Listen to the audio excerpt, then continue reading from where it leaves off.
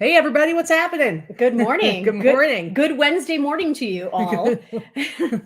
It's about 10 o'clock on Wednesday morning, and welcome to our show. We've been doing these Wednesday shows leading up to the BOSS Reseller Remix, where we are highlighting special guests that are going to be attending the remix or special sponsors of the event. And our next guest today is both.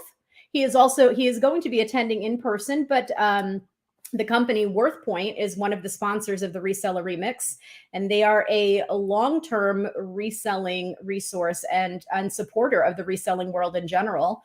I know a lot of you guys might be watching eBay Open live online, which just started a short time ago, but I'm here to hang out. Those of you that are skipping that and watching our channel instead, we greatly appreciate that. And those of you that are watching us on the replay, I hope eBay Open was great. We're going to pop in as soon as we finish the show.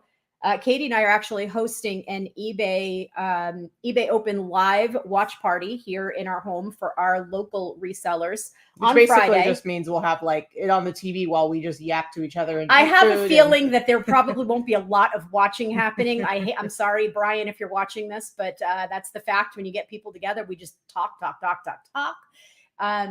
So we will be having our local resellers, and we have a few resellers coming in from California and a couple resellers coming in from Utah that will be attending.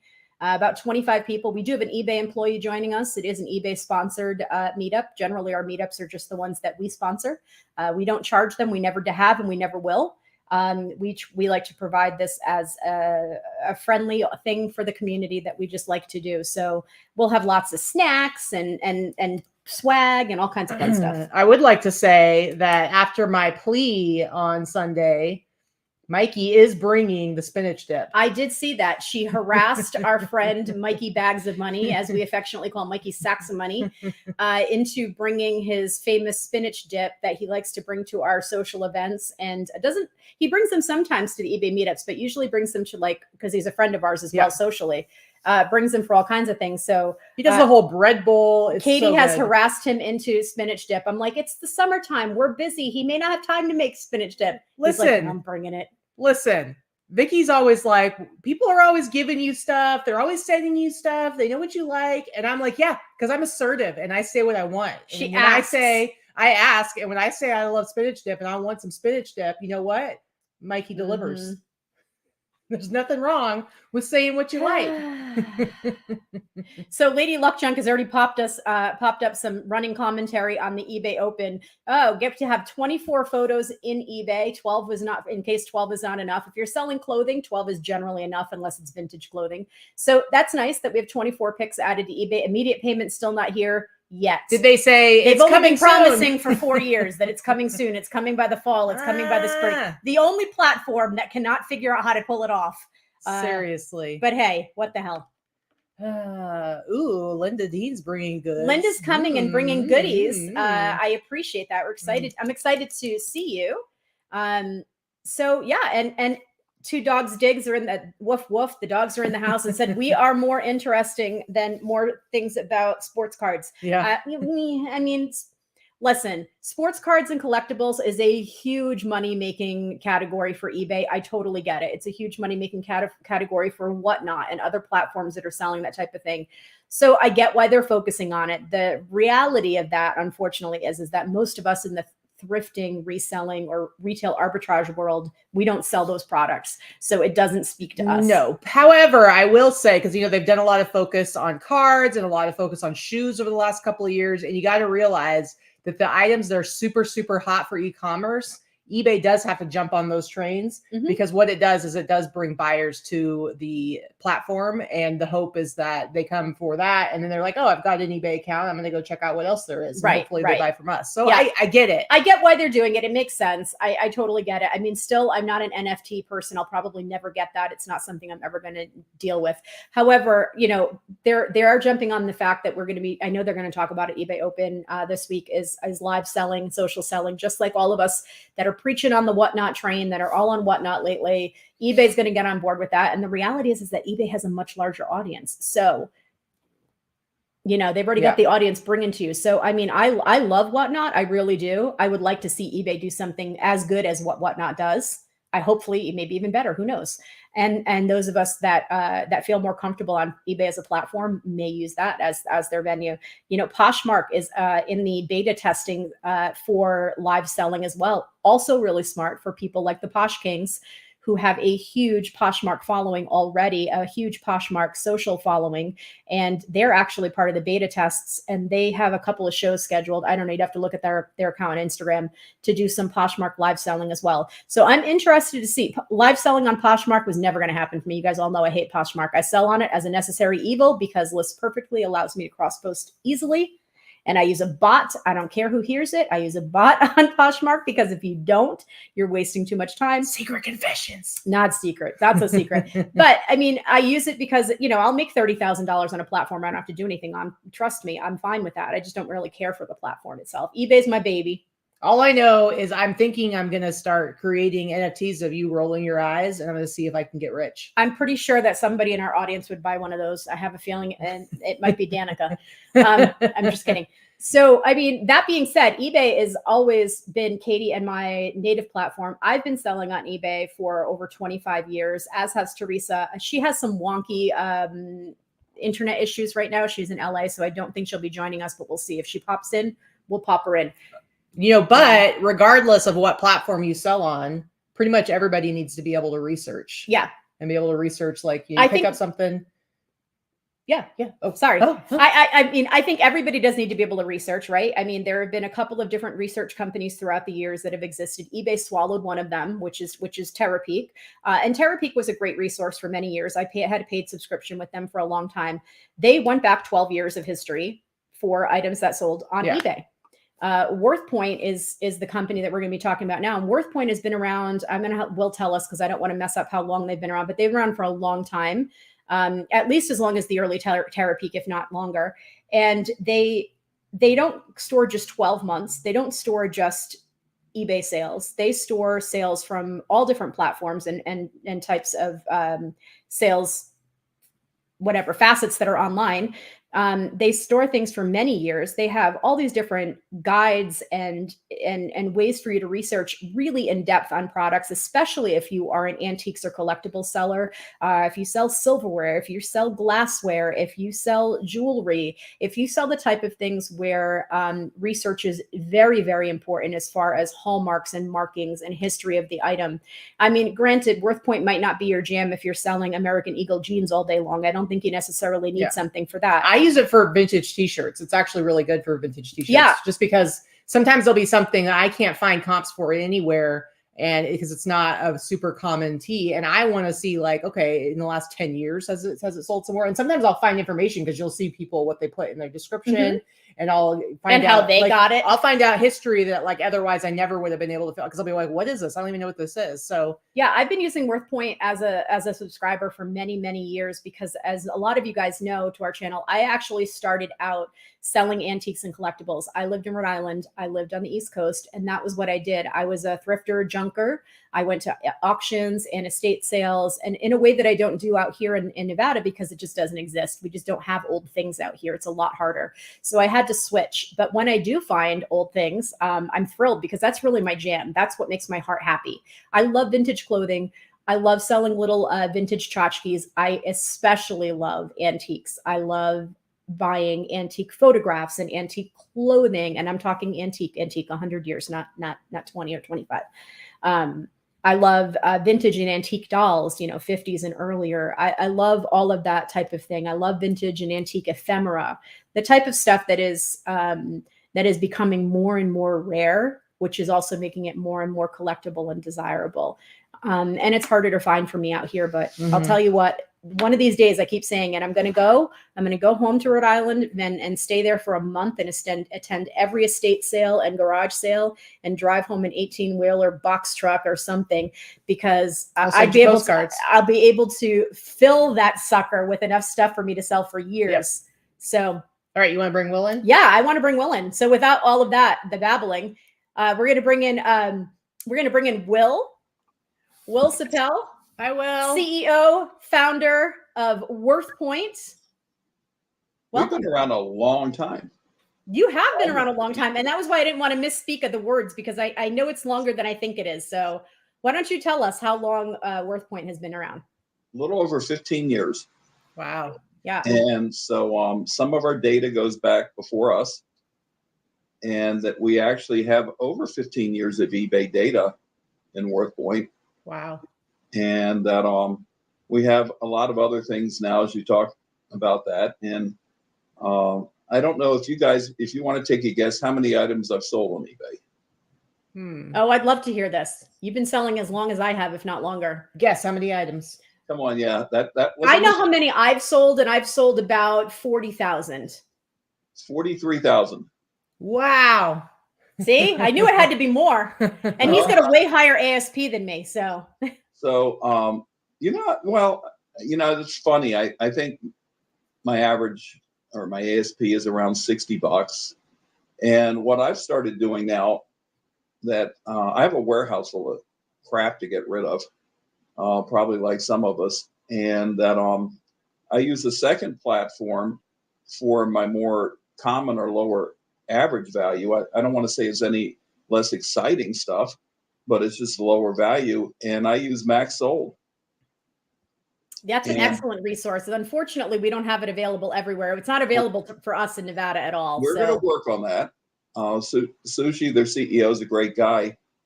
And Grace, his wife, works for them. I think she's their chief technical officer, and they met in college. And they are such a cute couple. And that I like it because I can list things quicker, and I don't have to put in all the different information. Wow, $224 for a coffee mug. That's amazing. Seriously. And so I can list it quicker. I have about 100% sell-through rate, and it's gone in 10 days. Wow. And so for me, I'll run a Max Sold sale about every 2 weeks while I'm still putting my higher price stuff on eBay. I went, and I sell some stuff that other people may put on Real stuff, but I just picked up some really good Lalique here about 5 miles from the office at somebody liquidating an estate. And I'll have it on eBay by the weekend. And it even had they had these shot glasses. They call that, my French is terrible. I failed 3 years of it, but La Infant. And L'enfant.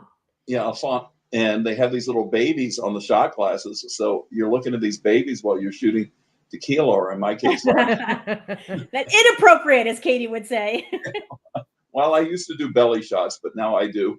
Now you do baby shots. Yeah, baby shots. And so, but I'm not beholden to one thing, although eBay put my 5 kids through college. And so it is my bread and butter every day. And we also, guys, have added carrying transitions to our database. That's not something I'm familiar with. What is that? It's CT Bids. They're owned by Warren Buffett and Berkshire Hathaway. And it's a complete white glove downsizing for senior people that they'll come out and measure your place, plan what furniture is going into your new place, how much room you have. They'll take care of the house and the sale of it. They do everything. Oh, that's smart. I'm going to need that number from my parents at some point. I'm telling you. They're a wonderful organization. They joined our database. And what I'm really liking to see is the community to come better. And we're never going to compete with people on a platform for selling, we don't do appraisals, we don't do authentication. And we got so much exciting crap coming out in our products over the next 3 to 6 months. It's hard to believe. We'll have visual recognition in the fourth that's quarter. amazing. Very cool. That's amazing. Visual recognition for antiques or for hallmarks or things like that is next level. And think about it. I mean, our database of about 4 to 5 billion images is just focused on our market. And it's not like Google going out and looking at the whole internet trying to identify something. Right. You have a very captured database and a big one. You're funneled in. You're funneled in already. See, that's amazing. The database, the stuff that you have curated and cultivated over the years on WorthPoint is amazing. I remember when WorthPoint first started. I've got to say, I've probably been using WorthPoint for at least 10 years, not the full 15, but at least 10. And just the changes and how much it's grown, just like the rest of the internet and the industry that we work within has grown over the years amazingly. Like, you know, like I was saying, like I started out in antiques and collectibles. It was henpicking through books to try and find things when we first started selling. You couldn't find anything on Google. Google wasn't even a thing 25 years ago. You know, I used to go to the library or to bookstores and rent out resource books. And so I'm like, oh, I've got a whole box of antique dolls I have to look up. Let me go pull all the books about dolls. And you know, and eventually I'd started buying them. So I had this huge library of resource books, which are now useless. But, you know, I had those for years, and that was what I used to learn this industry. That was what I used to learn my business. And having that at your fingertips on one website is amazing. Yeah. There's over 10,000 research books now in our library. Wow. Amazing. Amazing. I love that idea. I love that it is so accessible. You know, people asked in the chat what Max Sold is. Max Sold is, if you're watching our channel, you've heard us talk about Wholesale. Wholesale has been on our channel as well. Wholesale is a new platform that is very similar to Max Sold. Max Sold is does a lot of picking up and dropping off. Wholesale doesn't offer that feature. But it's specific to certain states and areas and parts of Canada as well. But it's similar as far as selling in auction online, getting rid of your items, having someone pick stuff up and photograph it and sell it for you for a percentage. It's like you're dropping off your stuff at an auction house they do it all for you and they ship for you. Yeah. With Sushi, they have one program, they do everything for you. And I use the reseller program that I do everything myself. And I do offer shipping on my items because most of the items I sell are small. And so shipping is no problem on what I do. But my typical max sold sale will be about $4,000 to $5,000, which is great extra cash coming in every other week. Mm-hmm. And that my average sale value is around $25 as opposed to $60 on eBay. And that's not to say that Max Sold gets less money, but I just don't sell the same high end on there because Atlanta, I feel, is a developing market for them. It's not like I'm selling in Ontario where they would be selling Lalique in a sale. But Atlanta is, and we're also we're not Ontario, we're not Boston, we're not New York.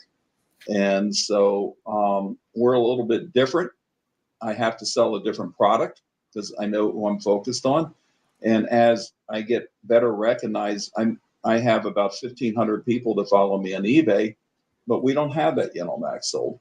So I have to look at what I have sold differently. So, you know, if you look at the resources and just the things, WorthPoint has visual recognition coming. You'll have all 3 databases now on our hand app. So you'll have the hallmarks, you'll have the library, you'll have the price database. But a lot of people also don't realize we're self-funded. We don't have a big venture company financing us. So we're owned mostly by the employees and I. And so we can't do everything necessarily as fast. But what we do is damn focused because I'm a reseller. And I'm putting on there what I need. I'm not doing market studies. No, and it's great.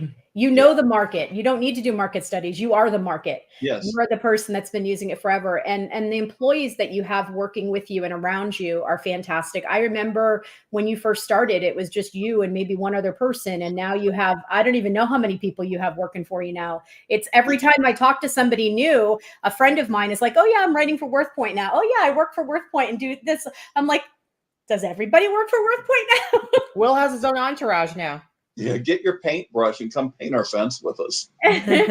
He puts together a great team of people. And I'll tell you what, nobody quits. Nobody leaves. So that tells you really a great deal about who he is as an employer and a business owner. Mm-hmm. You have created this network of people with you that are incredibly loyal to you as a person and as a company. So that speaks to your character. And I think people that have met Will and known Will and interacted with him, he's a little sedate this morning. I'm not sure he's fully awake, but he's so fun and energetic and funny and full of stories. Yeah. And he's just a fun guy to be around. So you will meet him at the remix. He will be at the remix with a couple of members of his team. He's only going to be there for he'll be there for the Monday night meet and greet, and he'll be there Tuesday and hang out with us on Tuesday. Unfortunately, he can't spend the whole time because he has a prior business commitment, but definitely go up to him and introduce yourself, because Will loves to meet people and talk to people, but not just about his product, but about himself and about a lot of the fun things that he's sold and bought and found. And that was one of the questions I wanted to ask you. Like, all the years that you've been selling and buying, tell us some stories about some of your most interesting finds. Well, some are still about to come on the market. Everybody's heard the story about the turkey call that went for $27,000. And that was picking through a day of stuff, coming out black as soot and filling my car for $10,000. And so the turkey call was in there. And another thing I can't find that I have to find was a whole male accoutrement that was fossilized. And that will sell. Somebody's going to buy that thing. Survive with the testicles. But the testicles made the trip of tens of thousands of years. And that was in the shed. And the thing I didn't recognize that was of value, because people think I know everything about everything. And I'll tell you, I don't know a hell of a lot.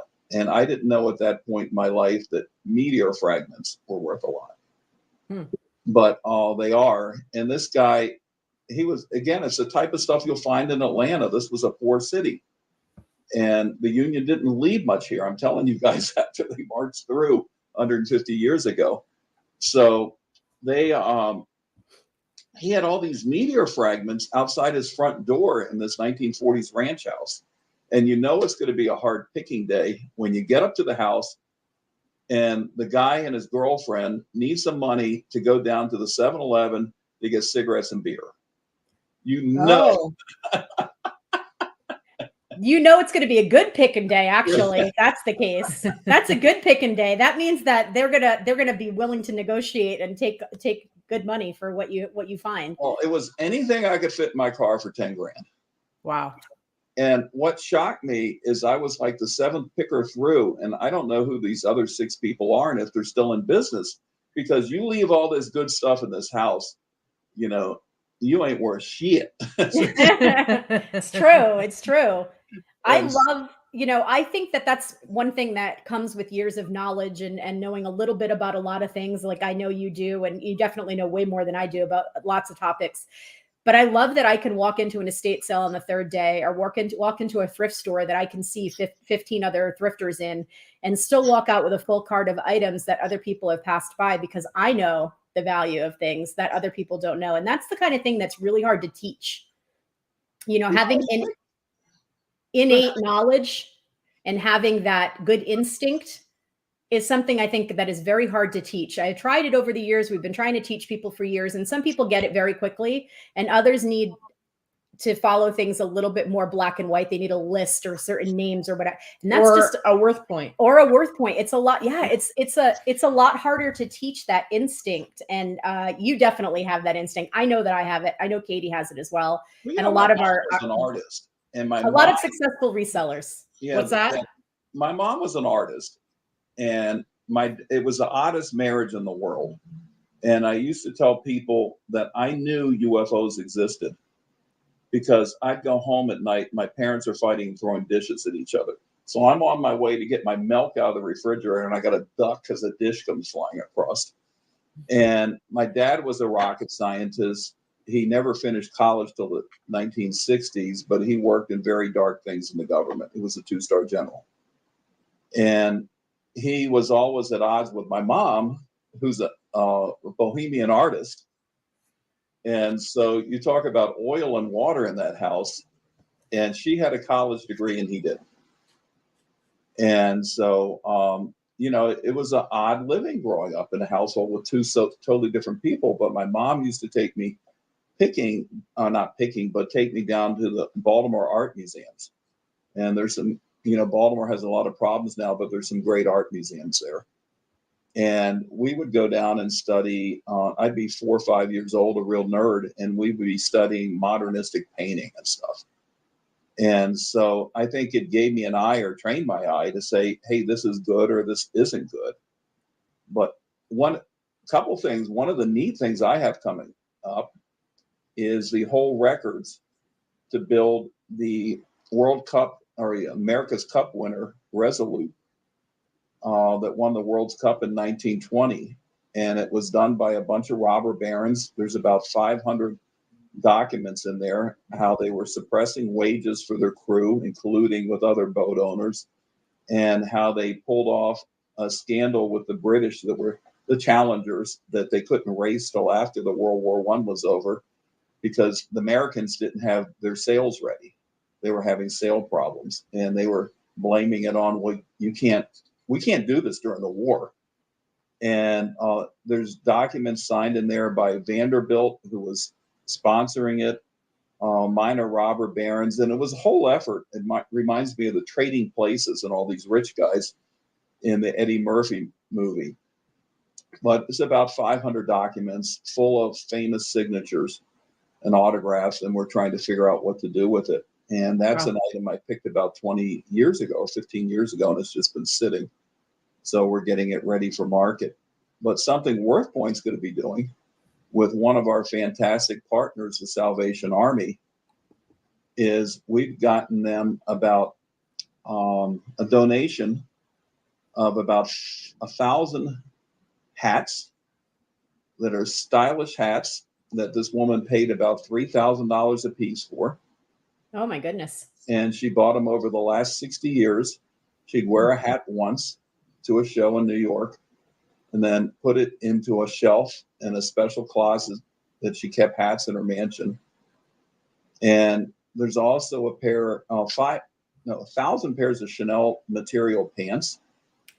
Wow. Crazy. And some other type of I need to start following your store. I mean, I know I have followed it years ago, and that I haven't checked it in a while. I need to start following all that information. Like, wow, you've got some great stuff coming up. Yeah. If you wear a 6.5 or smaller, we got the pants for you. Sweetie, we've met. I don't wear a 6.5 or smaller. Well, I'm sure some of your followers do. I met one of your followers that has a size 4, and she'll take them in. So these are going to be really cool, and 100% of the money goes through charity, and they're going to be auctioned on the eBay platform. That's amazing. That's really cool. So Will does a lot of things, and WorthPoint as a company does a lot of things for charities. That's something that probably not a lot of people know, because when you do a lot of charitable giving and charitable works, it's not something that you brag about. You just do it. But I do know of a few things. Those of you that were able to come to the remix last year, and maybe saw and stayed for our party last year, and we're able to see the Broken Spectacles perform. They are a visually impaired band that works and practices at the Nevada Blind Center, which is where we hold our events. They'll be playing again this year. They'll be playing again this year. But what you may not know is that Will and his son, I believe, his son is a musician. They came out to Las Vegas since the remix, and they worked with the Broken Spectacles on some composition and some things for their band. And I heard about that after the fact. I knew you were going to do it, but I heard about it after the fact. And I just want you to say, like, that's something really sweet. That was very kind of you to do. And I'm sure they loved it, and you enjoyed yourself as well. Why don't you tell us a little bit about that? Well, we actually went and got them a professional musician that's a rock player. And he's played for a lot of different groups, I believe, like the Chili Peppers and things. And he's really quite a musician. And he said everybody called him Carrot Top out there because he looks like Carrot Top. And that he went through a revelation in life that was his refounding, and a total body cleanse of some different types of things we don't need to get into, and just really changing his life. And he said it's like he just all of a sudden could see diamonds in his eyes, like Lucy in the Sky with Diamonds. And so going out there and working with these guys, and he said they're really good musicians, and they need to spend more time writing their own stuff because they're good. And so he's offered to come out again. He lives in LA, and he's just, his first name is Drew. I have to look up his last name, but he's fairly well known and such a good guy. And these people, Ryan and his crew just really touched me. And that there's something special there. I can't put my finger on. I agree. Ryan is one of those people that I felt so connected with the very first time I talked to him. He's just, the event center itself, we love having it there for that exact reason. The first time we went there, we went as part of something that Chris Lynn had done after eBay opened in 2019. And then Katy and I started holding our meetups at the place. And we knew that was the first and only place that we would want to hold our event for so many reasons. Than just a venue. It's so much more than just a venue. We love the people. We love the people that work there. We love all the volunteers.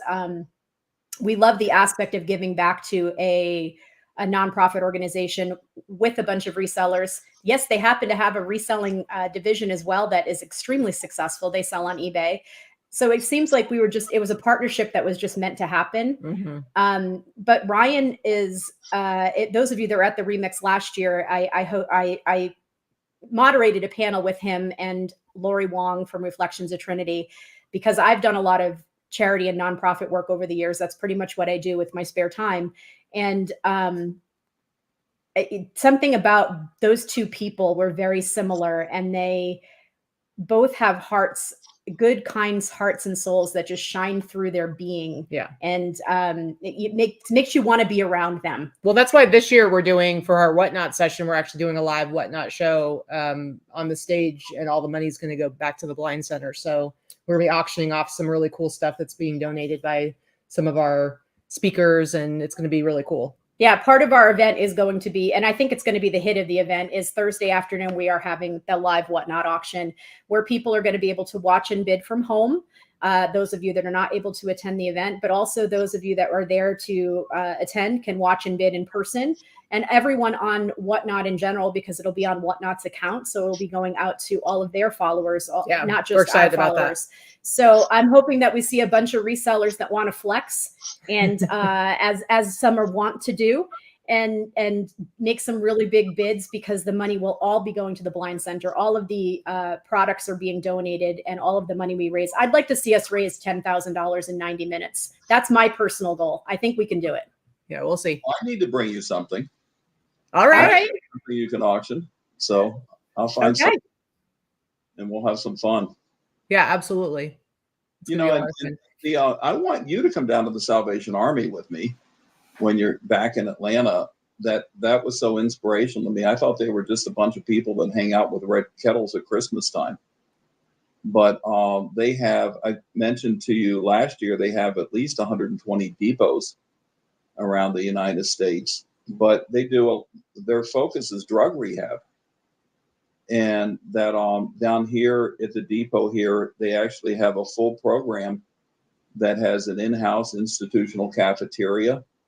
Once you go in the program, you aren't allowed out for months of the facility.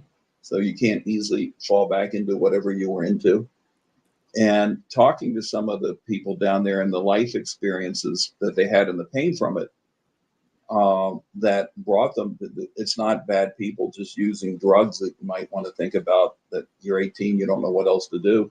People that have gone through rough things in life that have really hurt them down to their core, and they're trying to get back out of it. And so when I saw all that down there, and just the help they need, you know, to handle the massive amount of volumes that come through. And when you think about shopping, just think about going down to these facilities. I got my daughter, one of my daughters, a 1980s Honda metal, real metal, riding lawn tractor that runs like a top for $300. Wow. That sounds fun. We definitely want to make another trip to Atlanta. We were pretty rushed last time. We went there to help Lori out. Definitely in the next couple of years, we'll be making it back out there. Right now we have our remix event that is coming up in a couple of weeks. And then we're actually getting married at the end of this year. So we have less than 3 months to go before our wedding. That's exciting. It's very exciting.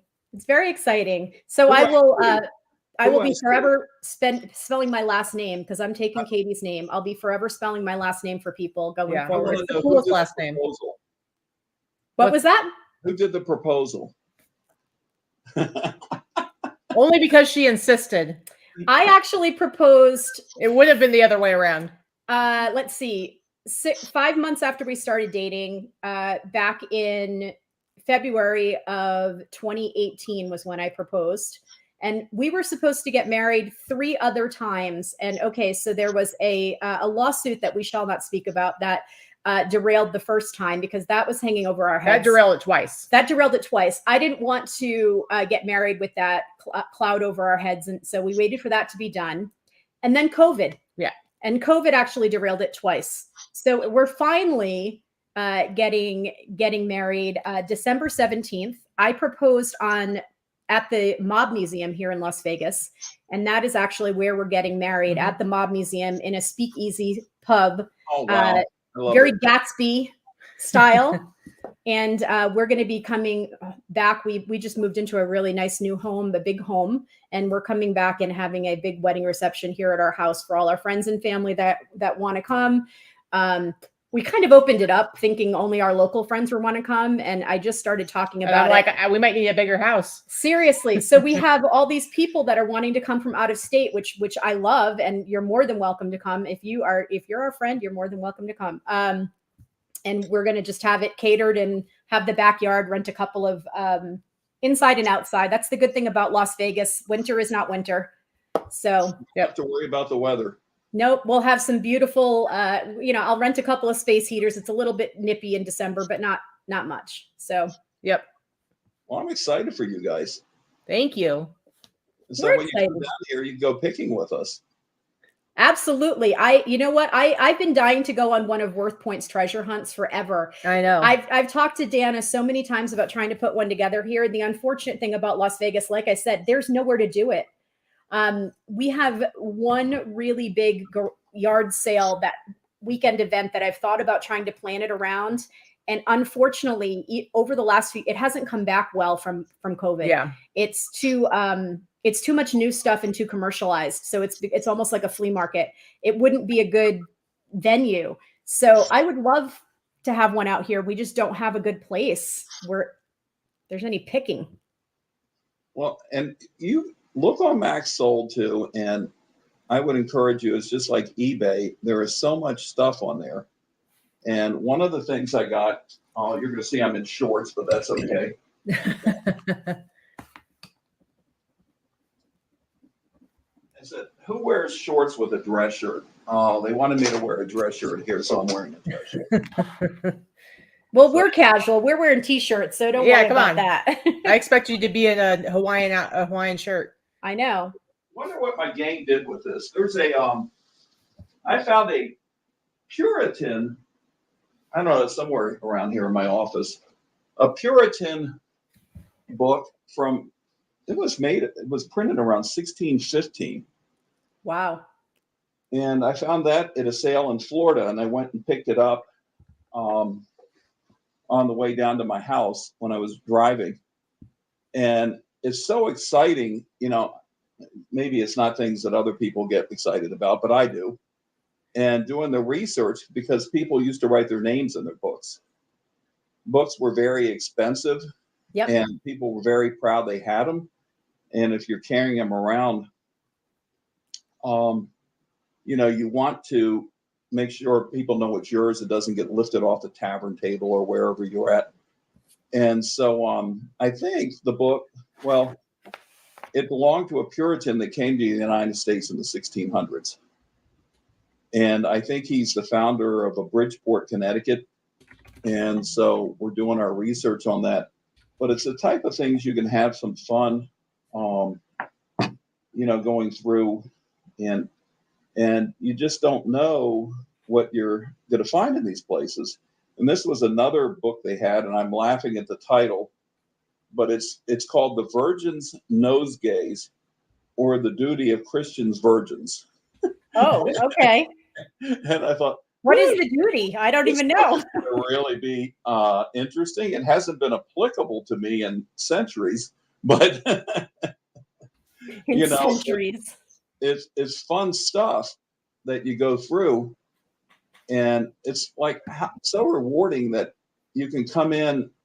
And what other jobs can you look at your life where you've been doing it most of your life, and that you're still not bored and you're still going to work and learning something every day? I know I love what we do. I have fun every day. I love doing this. I loved being a mortgage broker. I loved running nonprofit organizations. I really love being a reseller. I really love being an influencer or educator in the reseller community. I love every part of what we do every day. When I first went to my first eBay open, I sold on eBay, like I said, 25 plus years I've been selling. I sold on eBay for decades before I met another eBay seller. I never went to any of the eBay lives or the eBay radio parties or anything like that until I moved to Las Vegas. And in 2016, I went to my very first eBay open, reluctantly, I might add. I was like, I have friends. I don't need other reseller friends. I don't need to meet people that do what I do. What I did from home. I'm like, I didn't need other people. I had plenty of friends in my life. Look at all these people I would have missed out on. It's true. Including Katy. I went to my first eBay open in 2016 because I lived here in Vegas and I was talked into it. I was told, you have to go. You live here. Why would you not go? The ticket's so cheap. Just drive and you don't have to get a hotel room or anything. And I did. And my very first day, I was like, oh my goodness, I met my people. Like there is nothing like meeting a group of other resellers, whether it's at a conference or a meetup or whatever it may be. We could talk to each other for days on end about stuff. Well, you learn you're normal. You learn that there's a lot of people like you out there, and all these things that you thought, well, maybe I'm a little bit different. Well, maybe I'm a little bit different. You learn there's a whole world of us out there. We're all a little bit weird. Yeah, we're all the weirdos. It's cool. Together. And here's one of the most exciting things I found, and it's recent, and I'm shivering waiting for it to come to me in the mail. But it's a bunch of photo books. People that know me know I love photo books and scrapbooks. You find amazing things in there. So there's like 5 photo books and a handwritten book. And it's one of the early founding families of California. Oh, fascinating. And they have early pictures of California in there, even cowboys. And it's handwritten in there what they all are. And I hate to break this thing up, but I'm probably going to. And there's one picture in there that I know that's so cool. And it has a bunch of guys starting to build a dam. It's a very famous dam. The Hoover Dam. Area. And it's called the Gate to Hell. Oh, wow. If you look it up, and it was a spring where the water went through it and sounded like a whistling coyote, according to the Native Americans. Huh. And the Caucasian Americans went in there and dammed this place up. And L. Ron Hubbard has done a lot of weird stuff in there with the Scientology church. And it's literally called, if you go and look up in the on the Google Portal to Hell, Los Angeles, you'll find this place. But this is an original picture of when they just started the construction in there. Wow.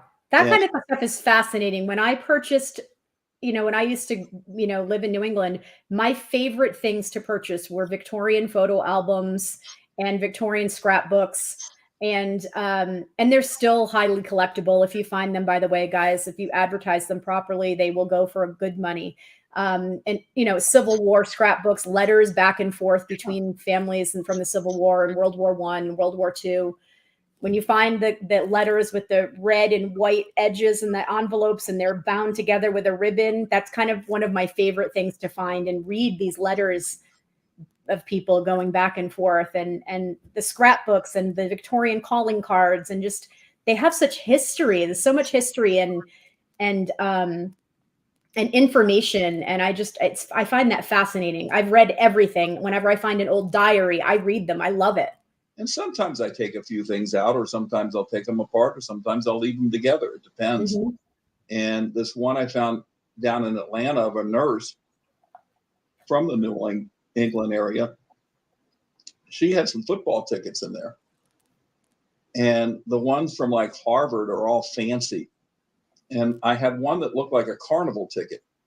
from University of Michigan. And I thought the fancy ones would bring the big money, and they did okay. I mean, they brought $100 a piece or something. But that one that looked like a carnival ticket from University of Michigan, it was the first football game of the University of Michigan ever. Wow. At home. And two bidders that had every other ticket but that one got on it on eBay, and it went for over $5,000. Wow. That's amazing. See, that's the kind of stuff that you can't comp. I talk about this on our Sunday show all the time. It's really, I mean, if you can comp it, you can comp it on WorthPoint. However, when you find really old items that are just so unique that there's nothing like it, you just have to go with your gut. Yeah. Go with your gut on buying it. Go with your gut on pricing it. So I posted about, sorry, go ahead, Will. If it's with a busy area on eBay, you have to understand traffic to different types of areas and keywords. And if you got something that's in a busy area and you don't know how to value it, put it in an auction. Yeah. If it's something that's so weird that not a whole lot of people are going to see it and it's thinly collected, then try to buy it now with a high price. But so many people are afraid of leaving money on the table, and how you sell your item is going to be dependent on the traffic that's going to see it and recognize it, because you got 7 to 10 days. 100%. And, something like a sports ticket, that's a highly trafficked area on eBay, and a lot of people will see it and let them figure out how to price it. How much? Yeah, a sports ticket isn't a weird thing that people aren't going to be looking for. Obviously, there's going to be a lot of people looking for something like that. Yeah, I think, I agree with you, Danica. I don't watch a lot of YouTube. You guys know that. I'm a creator, and not even that. I'm a lazy creator, not a consumer. If Will had a storytelling YouTube channel, I would watch that. Well, maybe we ought to do one. Your people are watching this. You should absolutely do some pre-recorded stories and just throw them up on a channel and just collectibles content. Yeah. Add it to a WorthPoint channel. You don't have to do lives. You don't have to talk to people if you don't want. Just talk to the camera and tell your stories, because people will listen and people want to hear these things. People like you that know this type of information about stuff. Let's face it.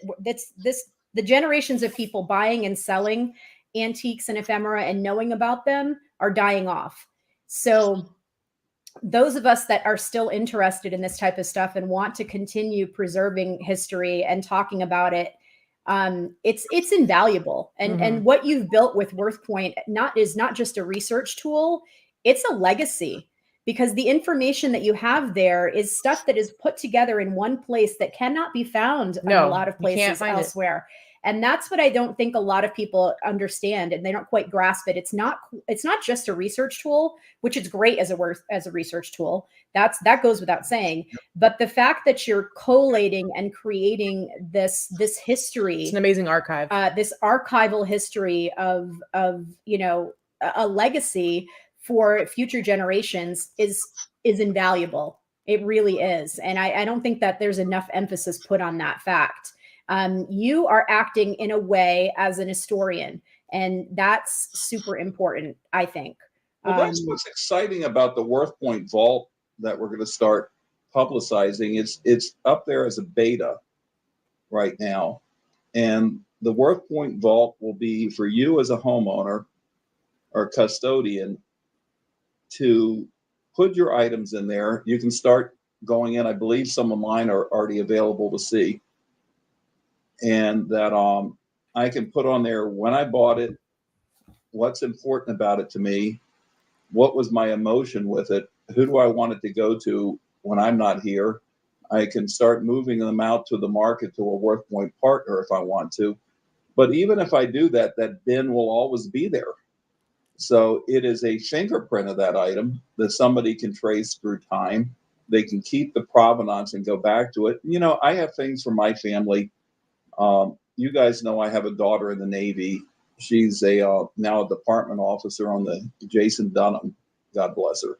She was off of Taiwan for 2 years. She was with the Americans leaving Afghanistan and covering the Reagan as an escort. And that I have a lot of family. We've been in the Navy for hundreds of years, I guess. And I want to leave that stuff to her with the memories with it, whose they were. And if someday she doesn't have kids, she doesn't want them or whatever, and she gets rid of them, that's okay with me. They're just stuff. But that memory and that provenance will always be with that item, that you can go back, and if somebody wants to scan it on the internet and look, they'll find the digital image in the WorthPoint Vault, because I'm making most of my stuff public. That's awesome. I love that. That's really cool. I wish that I had the information from my, my family can be traced back to the Mayflower. We're English and Canadian French. And, I'm a direct descendant of Anne Hutchins, the heretic. I'm sure everybody should be very surprised by that. But I have a pretty good history as far as our family tree. The unfortunate thing is that all of my elders are gone now. My grandparents all lived into their hundreds, my grandmothers anyway, that we killed the men early. But the women all lived really old lives. And the unfortunate thing is we don't have any of that information from my grandmother, my great-grandmother, my great-great-grandmother. I wish I did. I wish, if you have old people in your family now, grandparents, great-grandparents, great aunts and uncles, document the information, find out who the people are on the back of photos, put the names on the photos. This is such important information. We've all seen it at garage sales, at thrift stores, at estate sales, boxes and boxes of somebody's old photos that nobody knows who these people are anymore. So they don't care. So they just get rid of them. This is the type of historical preservation you can start to do right in your own home, with your own family. Some of the most important things to me in my house are things my kids did. And, I have these tiles that they painted in the 5th, 6th, 7-year-old stage. And they're snowmen and Christmas things. And because I have quadruplets, they were all done at the same time in the same class. And those are so precious to me. I have them framed and they're on the wall in my office, or my kids' handprints. And, those are things that don't have enormous value, but they have enormous significance to me. And one day with the provenance, maybe it'll have the value, who the heck knows. But that's what I'm trying to preserve, is that significance and that bond in that moment to me. And I'm going to do that in the WorthPoint Vault. And one of our board members who's on Roadshow, she said, "You're really building Ancestry.com for your stuff." That's yes. Yes, I think that's great. Sure. And the other thing is we have trademarked Worth Score. And so for those things that are collectibles, it will keep the values of them updated with new items that come into the database that are similar. And so there's the digital financial side, and then there's emotional saving your treasures and memory side. And when I started the company, because my background is math and economist, I only thought about the dollars and cents. And as I've ripened in age, the provenance has become more important to me. Yeah, I think that's why, WorthPoint is so much more, like I said, it's so much more than a reselling tool. It's a fantastic reselling tool. And I think it's definitely something you should add to your arsenal if you're selling anything of collectible, vintage, or antique variety. I get if you're selling fast fashion, then no, it might not work for you. I get it. It might be something you'd want to take a look at for your own edification on things if you have interest in things that are older or preserving information. But I think if you're like a lot of us that sell a lot of different things, whether they're vintage or antique, or you find what, you're just trying to investigate and research what you sell, what you find.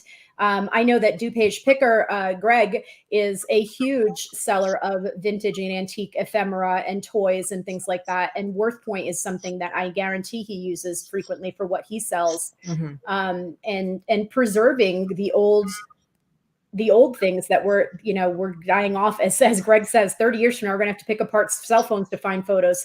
It's true. It's true. Print out your photos, people. Print out your photos. Come on. You need to have. I'm not putting my photos in. People need to have actual photos for your offspring. Print them out. But let me tell you that if you're picking Lalique at 8 o'clock in the morning, you're in the house that has some good fashion. That's true. Because who's going to have a Lalique and not have neat fashion? That's true. That's true. What else do you think I got on my way to work this morning? I don't know. What'd you get? Did you get something good? I got some Coach clutch purses, some Chanel clutch purses. Ooh. and some Coach and Chanel scarves. And, you know, I missed Chanel excites me. 4 days of the sale. But again, it amazes me what people miss. So Eric had found the sale. I don't know if you met Eric with us. Yes, last year. So Eric had found the sale, and he didn't tell me, which I didn't think it was fair, because I turned him on to a sale that he overslept, and I got the Ed Gorey New York Ballet woodblock that was signed. Oh, I love Ed Gorey. Yeah, and he could have beat me there. Well, you can now buy it on my eBay account. Just make me an offer. I might have an outrageous price on it, but you can make me an offer. And that, so Eric had gone to the sale and picked some really nice things. And he says, well, it's over. And I said, you have the phone number of the people that had it? And he says, yeah. The sale's never over till it's over. There's no way they got rid of everything or added everything.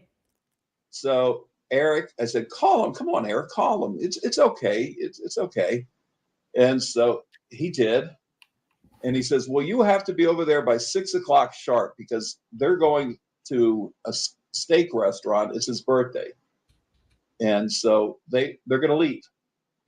And I went over there, and I got some Lalique. I got a beautiful bronze of a young Indian girl that was done in Katy, Wyoming, and some just great, wonderful things that I think were too high end, that they didn't want to lower the prices on at the end, or they weren't advertised right. So then I said, well, what else do you have? Oh, well, our daughter's house. We put a bunch of the stuff went over there. So we went over to the daughter's house this morning, 7:45. That's not like me, but I did it. And then, oh, do you have any? Oh, yes, we have fashions. And I also bought some really nice wall art. And then, well, the rest of our family's moving down here from Cincinnati. We have, oh, really? Can we see the pictures? So we're going to just start talking. Just start talking. Yeah. Ask the questions. And be nice. You know, be interested in the people that are having the sale, and show some interest. And you'll be amazed what can come out of it. And, you know, people are always also looking in, and they said to me when I walked in, well, we don't want nickels, dimes, and pennies for Lalique. And I said, do I look like the picture person that's going to offer nickels and dimes and pennies for Lalique? No, I'll give you a fair price. I need to make money and understand right on top, 16% comes off selling on the internet to pay for eBay's or whoever's fees. But no, we're going to make you a fair price, and you're going to smile when I leave. And sure enough, then they keep bringing more, or they'll bring friends that have stuff, you know, to sell. And you'll be amazed at how this unravels. When I started, I thought sourcing was going to be the hardest thing, but it's not. The hardest thing now is my time. And my time is the most valuable to me, and my knowledge for when I list. That's clearly the hardest thing now, is finding time. You can't delegate the knowledge. That's one of those things that's pretty hard to do. I keep saying on our channel, and we talk about this, you know, it's difficult to grow as a reseller unless you hire people to help you. You reach a certain plateau, obviously, that you're limited in time. There's only so much you can do yourself as far as sourcing, listing, photographing, shipping, all of that stuff. You know, the best thing that you can do is learn to delegate the minutia, so that you can source and list. Those are the two most important things as a seller that you can do. If you're selling unique items, the listing part is very important. That includes finding the right third-party software that's going to help you. It's not necessarily about hiring somebody. It's doing stuff like we use List Perfectly for cross-posting, using WorthPoint to be able to do your research. I had posted about this show in our Facebook group, and Chris Bradley, she was at the Remix last year, and she's actually the one who won one of the people who won a year's subscription to WorthPoint. And she was really excited about it. And she said that it's provided her so much more information than she ever could have imagined that she could even get using WorthPoint. So it really took her actually going through the experience of using it. Now she realizes like it's pretty now amazing. It's invaluable. Now it's something that she'll continue with. And that was one of the things, if you were at the Remix last year, Will was giving out subscriptions like he was Oprah giving out cars. It was like, you get a WorthPoint subscription, you get a WorthPoint subscription. It was pretty funny. Yeah. You know, and the people, I would say about 70% maybe, I don't know, but pick a number. What's on WorthPoint, maybe you can find on your own. Maybe it's 20%, I don't know, but you can find a lot of things on your own. But you can't find them all in one place and save time. That's exactly it. Time is money. Time is money. What is your time worth to you? And that you'll see people in our industry that are very smart that understand what their time's worth. And you'll see people in our industry that want everything for free, but they don't understand all the time they're giving up that they're losing. And the successful people know what their time is worth to them. Yep. And I tried to make the product affordable because I couldn't stand the prices that Artifact and Invaluable were asking for their stuff.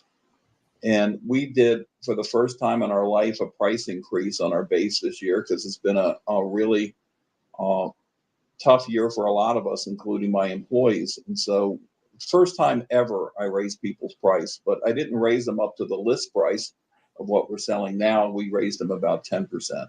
Yeah. I think that's understandable. If you come into WorthPoint, you can find about anything that you're looking for. And the library subscription is really cool. I see Two Dog Diggs is asking about that.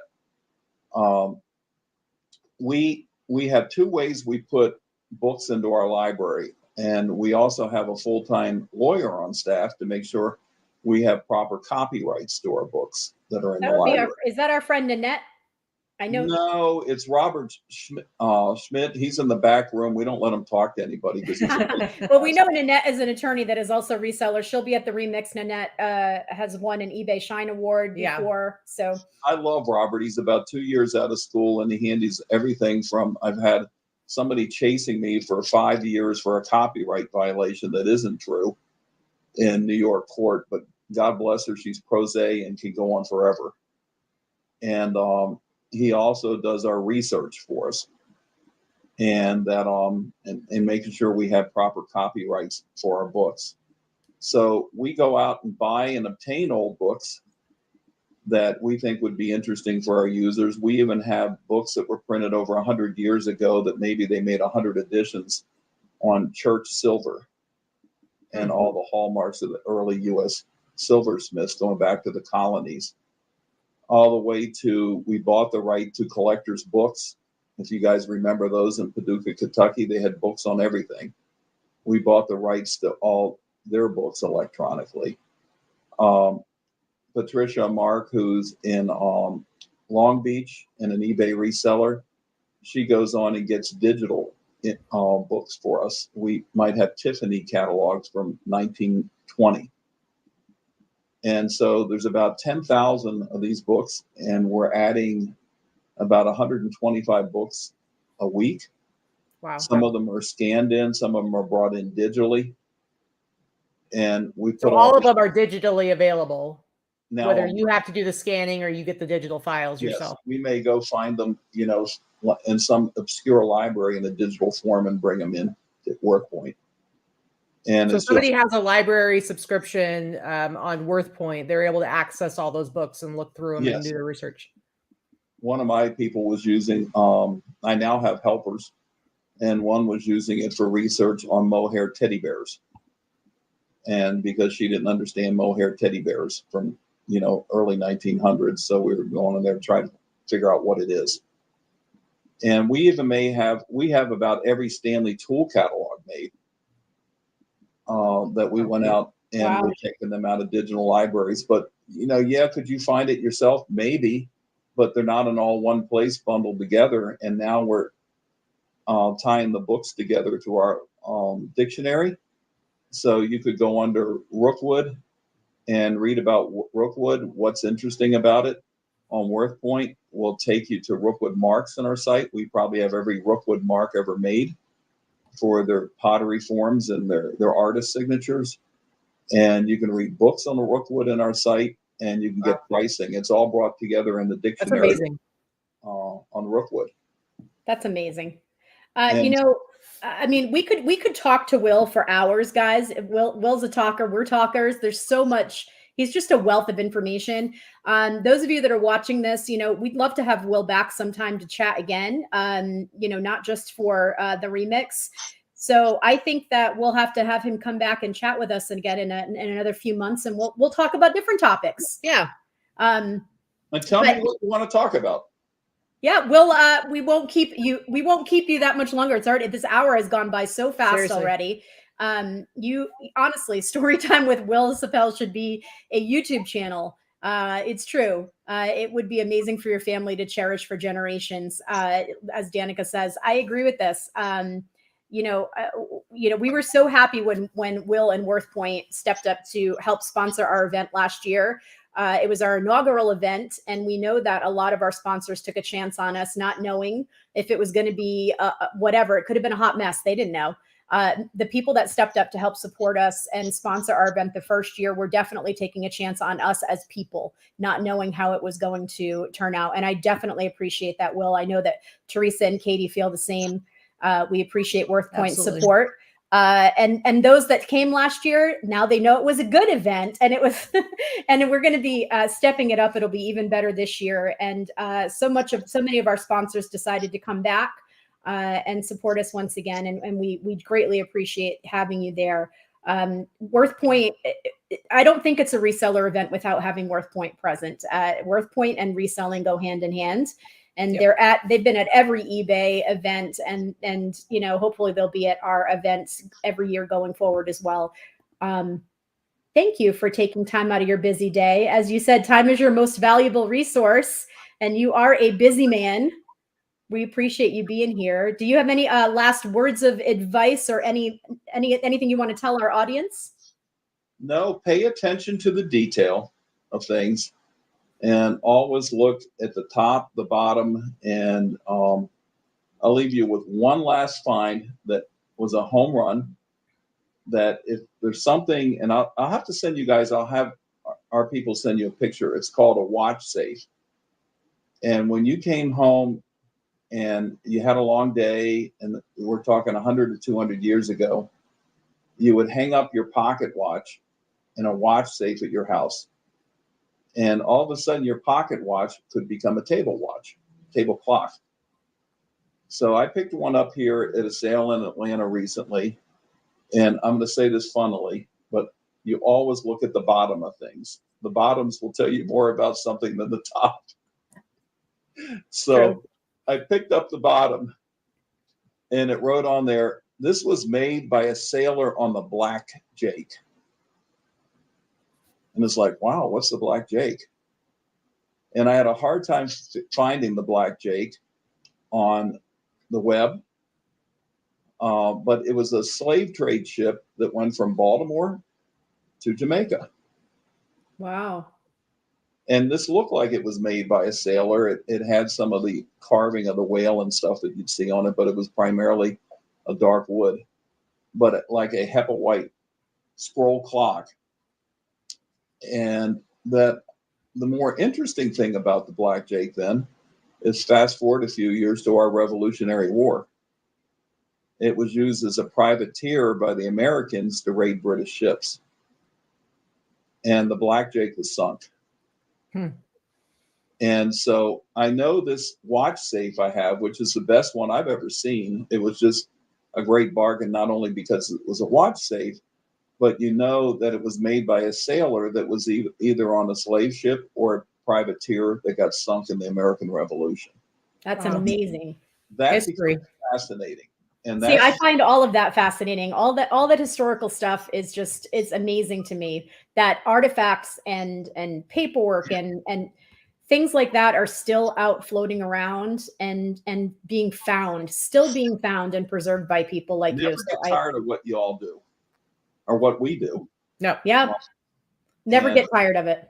I hope, and you guys tell me how to keep improving our product so it gets better for you guys, and no suggestion ever will go unheard. But we love each and every one of you. I thank you. Thank you for joining us. I think you're doing a great job. The product is amazing, and the people behind the product are even better.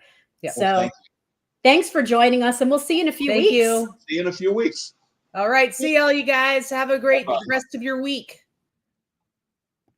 Nope. He popped off. Okay. I guess we're done. Hey, we're still here. We are still here. Sorry. All right, guys.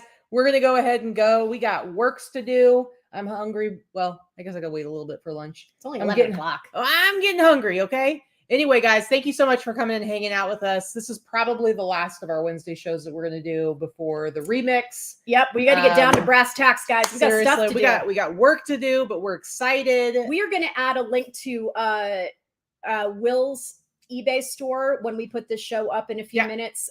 For those of you that are watching it on the recast or want to come back and find the link, I don't know the link, so I'm going to have one of his people send it to me so we can put it in there directly. Check out his store. He's got some amazing, interesting stuff, as you can tell. So thanks again, Will, for joining us, and we'll see you guys on Sunday. All right. Bye. Bye.